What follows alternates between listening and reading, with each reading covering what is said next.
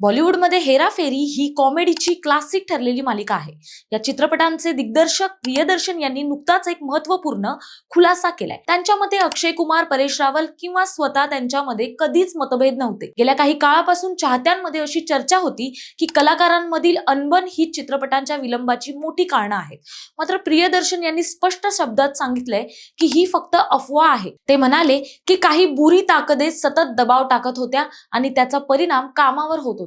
पण या दबावाचा अक्षय किंवा परेश यांच्याशी असलेल्या संबंधाशी काहीच संबंध नाही. उलट ते दोन्ही कलाकार त्यांच्यासाठी नेहमीच जवळचे आणि विश्वासू राहिले आहेत. या विधानामुळे चाहत्यांमध्ये निर्माण झालेली संभ्रमवस्था दूर झालीय.